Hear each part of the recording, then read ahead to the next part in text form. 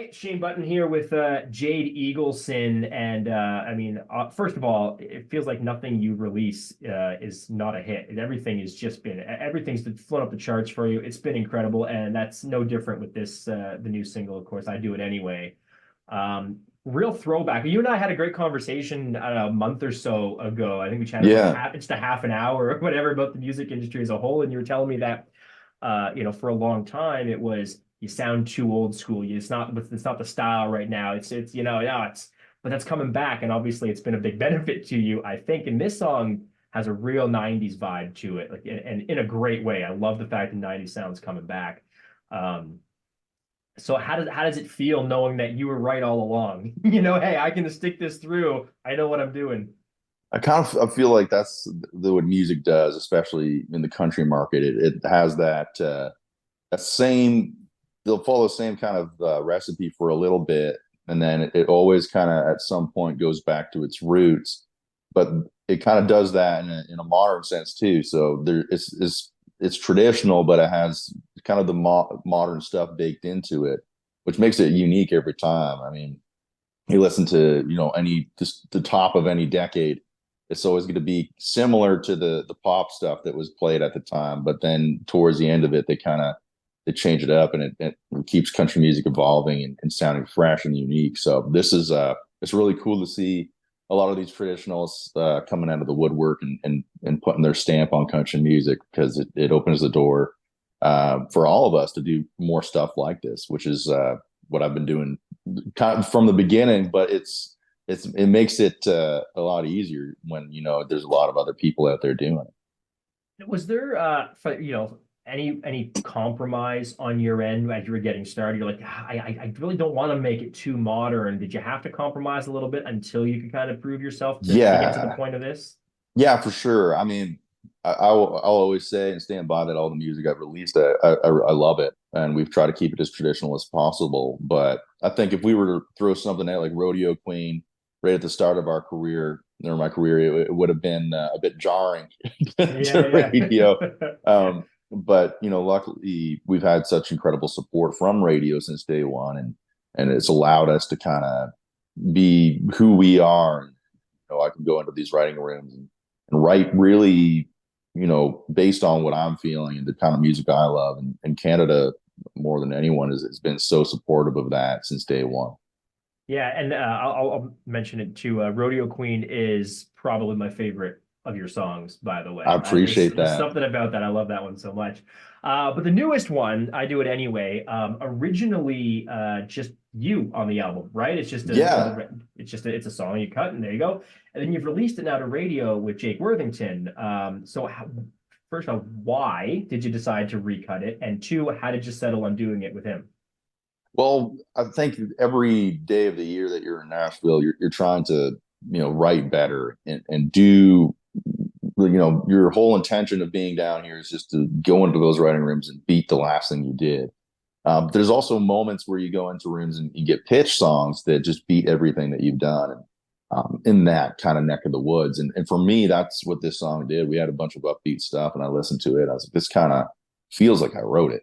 It really does. I mean, I used to get, picked on for tucking my shirt in and being country. And even when I started, a lot of people made fun of me for singing traditional country music. I mean, so I looked around after releasing that. I was like, it feels kind of empty when you're putting these albums together. It kind of feels it's so fast. You don't have really a lot of time to sit on it and think about it and mull it over.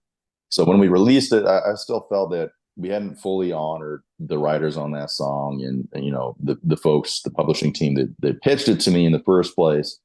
And it felt empty somehow. And I was kind of got to thinking, I was like, man, I've always wanted to collaborate with Jake. I've been such a huge fan of his since I first heard his voice. I think anyone that hears his voice for the first time is probably, it's like a slap in the face. You're like, this can't be real. It's so dang good.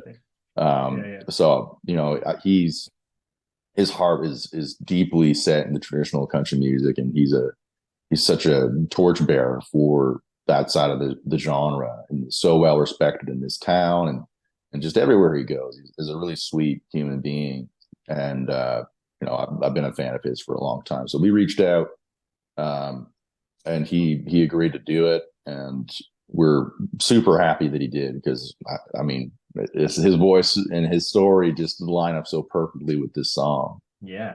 Do you think this would have still been the single if you didn't recut it? I mean, it probably would have been for sure. It was definitely on that list of singles that we're looking at. But I feel that it just feels complete now. I mean, it felt great. We played it in our live show, and it's always been a fun song to sing and play. But having Jake on there really just elevates it in a really big way. And that's why we decided to do it and release it with him. Was there when you go through the lyrics and all the things that you do anyway, is there anything that you think, "Ah, I really wish this had been a line, or I'm doing this anyway, maybe maybe it's the traditional country music, maybe it's whatever the line is, I'll play the banjo anyway, or what is there a line that you wish you could have put in there, but like Yeah, I weren't able think to? it almost covers all the bases. That's why I was like so shocked. I remember I was in a publishing room in Nashville at Combustion, and there's a friend of mine, Keith, and was sitting down. He's showing me all these songs, and he's like, I was listening, and I liked a lot of them, but he's like, well, there's one that I saved for the end. And I got to play it, and it was the first time I always listen to the instrumental. That's always kind of what drives me to want something. I love the steel fiddle, all that stuff, and I was thinking about the instrumentation. But this time was really different in a sense that the lyrics right off the start of the song really just it kind of took me back to being like a 12-year-old kid and being country. And Right. I remember how uncool it was. I remember it was just like that was not what you do. You had to wear all the brand name clothes and all this other Yeah. stuff to fit in, and that was just never me. But all the kids that were wearing the brand name clothes back then are trying to be country now. So Well, that's just it, right? yeah, Country's taken off, right? It's you think about, in pop culture, just the society as a whole, the quote unquote nerd culture, right? Superheroes, comic books, all that kind yeah, of stuff. Same idea. So uncool for so long, and now you see the resurgence. It's mainstream. Every movie is a superhero movie. Country, yeah. I think, has now reached that level on the music side. It's like you got Beyonce crossing over, Post Malone. Like there's all these guys and girls coming from the country world or the pop world, being like, I want in on this. I gotta, It's cool, yeah. you know. I'd say like Beyonce's from Texas. She gets the thing. Post Malone. Something that I admire about him is that he just appreciates and understands the traditional side of country music, Yeah. where it came from and how it's developed. And it's great seeing that. I welcome it. I love it. It's really cool to see their take on it as well. I mean, there's some people singing country music and they've never had a blister on their hand, so it's kind of it's a genre that's Yeah. welcome and open to everybody. I think that that's important. And it's always been that way. I just think it was kind of country's own little kind of hidden secret, right? And how welcoming Yeah, the genre typically is of everybody anyway, right? It's always been that way, right? yeah, I agree. Yeah, So you've got I'm gonna read them here because there's no way I'm gonna remember all of these with CCMAs and the nominations that you got for this. I'm gonna list them off, and I want your reaction to when you first heard all this. So you're up for six of them, right? It's the tie. I think you're tied for the most with Mackenzie Porter, I Mackenzie. believe. Yeah, Yeah. So Entertainer of the Year, Album of the Year for Do It Anyway, Male Artist of the Year, Single of the Year for Rodeo Queen, Songwriter of the Year for Rodeo Queen, and Fans Choice. Now, I know the obvious answer to this question is going to be fans' choice is the one that means the most because it's coming from the fans. So we're going to forget about that one for a second. Of the other five, which one stood out to you the most? Was the most meaningful to get? The one that was the most shocking to get, perhaps? the one I'm most excited about this year. I mean, I definitely want to go back and try to get that entertainer one. That one's really special. We work really hard on our live show, and we bring the twin fiddles out, and a lot of money goes into it. And it's mostly about the music. That's why we're all doing it. Another one that's really special to me is the songwriter, because I wrote that with my good friend Daryl Scott. And I mean, 10 years ago, we're in a room and there's a Sony guy or some record label guy that came down in the basement and listened to all the songs we wrote. And I remember he looked at both of us and said that it would never work because we're too old and kind of going back to that do it anyway sentiment, Yeah, yeah. but they straight up said that it was too traditional and the songs weren't modern enough. And I remember, he walked out and we kind of just said, you know what, we're just gonna keep what that says is we're doing something different. And whenever you're doing something different in this industry, hopefully normally it works in your favor if you keep at it. And so it did. And 10 years later we're up for that award, and it's just seeing our name up there on an award show. It's kind of a win in itself for us. We don't really need to take home the hardware, but it's just validating in the sense that it's like, no, we believed that this kind of music would come back, and it is. And Yeah. it doesn't matter what the suits think all the time. It's kind of what you feel in your heart. And if you follow that, then there's always success, because you're gonna always work harder if there's something.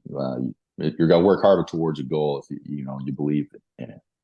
Yeah, and I mean it's obviously with 6 awards, the CCMAs, and that's leading you to hitting the Grand Ole Opry in a couple of months, which is amazing. That's like the pinnacle of live performances in the country world, right? So Yeah, it is. how does that come about? Is that something you have to pitch for? Like I don't even know. Like, do they come to you? Do you have to submit an audition? Like, how do you get on the Opry? I'm pretty sure they're talking with some of my team members, and we were able to get an invite to go in and tour it, and I played them an acoustic song or two, and I went in there, and I was just I've been to the Opry, and I look down at the circle that they're standing in, whoever's singing, and I get very emotional just looking at it. So it was yeah, it was a lot. It was I went in there, I played my songs, and I didn't hear anything from them because I guess they were talking to my team the whole time. But they said, yeah, we really really like him. We'd like to set something up. But in my world, I didn't hear anything for a couple of months, and I was like, well, that's it. I blew my only shot with the Opry. And then Right. I found out not too long ago that it's all good, but absolutely lovely people that work there, keeping traditional country music alive. And like, as long as that building stands, there's a place for singers like me, and people that want to do country music. So I know it's probably going to be hard to imagine. I mean, you were there for the acoustic, but that's not going to be the same, right? When you're there doing your No. full-blown performance. What do you imagine that's going to feel like when you walk out on that stage and you look around and you're like, this is it? Like, is it going to be hard to get through that first song? Is it going to be Oh yeah. emotional? Oh yeah. I've been really trying to. I don't know if there's some sort of like tear blocker you could buy, but I'm gonna need it. Go watch the saddest movie you can think of over and over again during the morning of before the performance. Get all the tears out beforehand. I should, yeah, I should. So that's October 18th for anybody that wants to make their way down there. I don't, go see Jade perform there. Also the Legend Show performing on the CCMAs. Like, I mean, it's a pretty busy year for you. What do you have? Yeah, have you been able to think ahead? Obviously you got this album and it's doing incredibly well for you. Have you had a chance to think or write about what's next, or is it kind of taking the moments in right now? Yeah, you always take the moments in, but it's always good to be, prepped on the next thing. We got a whole new batch of songs ready. I think we actually got one coming out this Friday, which we're pretty excited about. So it's kind of doing what you did, looking at what you did on the last project, seeing what worked the best and what you are most attached to, and kind of continuing down that path. And yeah, we're ready to release new music. We got a lot of fun stuff, coming down the pipeline. Do you plan to go the I'm just going to release songs as they come about? You looking to make a new album because it's such a weird time in music, Yeah, right? For releasing it, you can release full albums, um, or you can just go the route. I know Weird Al decided to go this route a number of years ago when streaming was taking off. He basically said, "I'm not going to make albums anymore. I'm going to make the songs as I think they need to be made." And yeah, forgot, I mean, in the parody world of Weird Al, I mean, it's probably better for him because he can release them as they're still relevant instead of sit on them yeah. for years, right? But in a traditional sense of releasing music, how do you feel about that? Or do you like to release them as they come? Would you prefer to hold them on for a full album?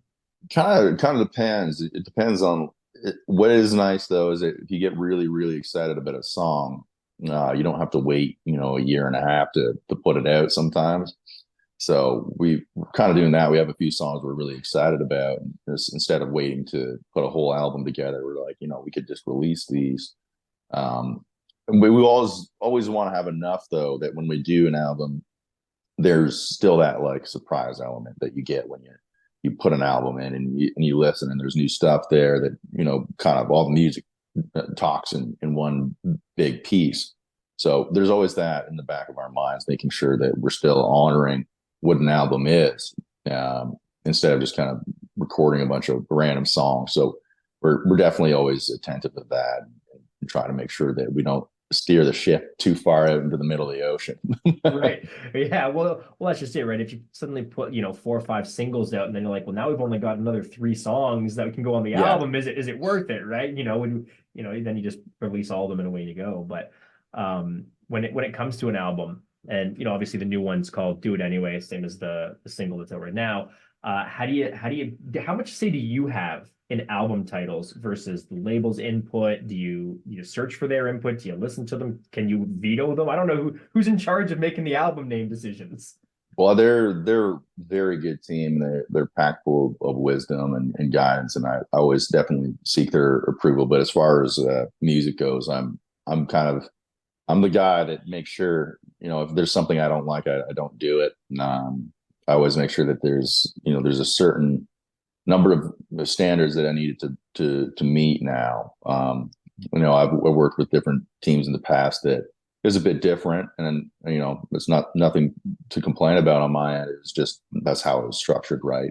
But in the current situation, I have a lot of say, and I think it's more beneficial because not every person in a suit and tie is going to understand what your vision is. You just have to kind of explain that and lay that journey out through the music. I mean, at the end of the day, that's what it all boils down to. So I've been very lucky to have a team that understands that and trusts my process and my vision, and they're extremely helpful and involved in trying to make that come to life. So it's been really nice, recording these songs that means something to me, especially this next project. I think more than ever, this next project is going to be, a lot of songs that I'm very attached to. I've written and just the sound that I'm trying to bring back and change and make it fresh. So I'm really excited for this next one, and it's kind of bang on with my vision and it aligns with them perfectly.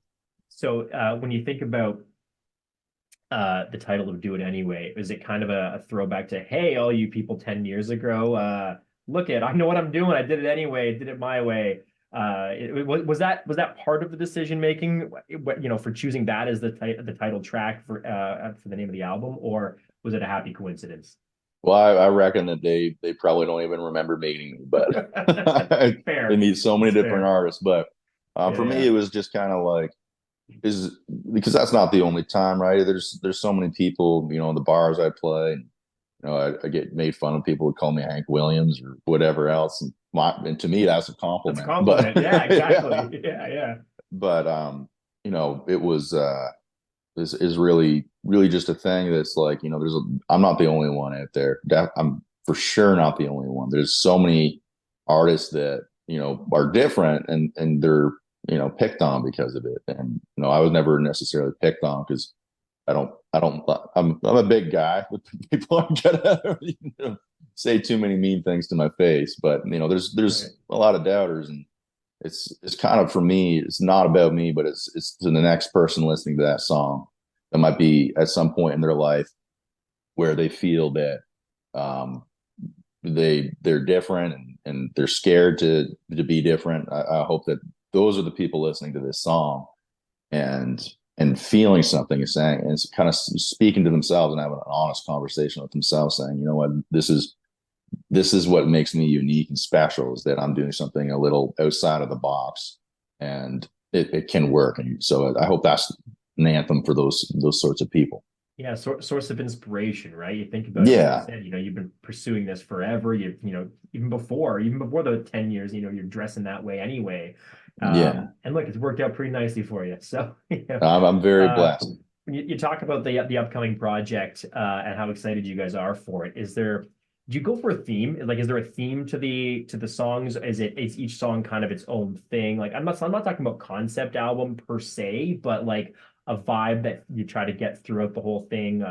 Maybe it's lyrically, maybe it's musically. Do you have something like that in mind when you go into a new project?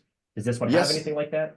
yeah, a little bit. I'd say that like I hear the sounds in my mind. I know what the instrumental is doing, and I like for all of it to align. So you're not listening to one song that just jumps to a new extreme.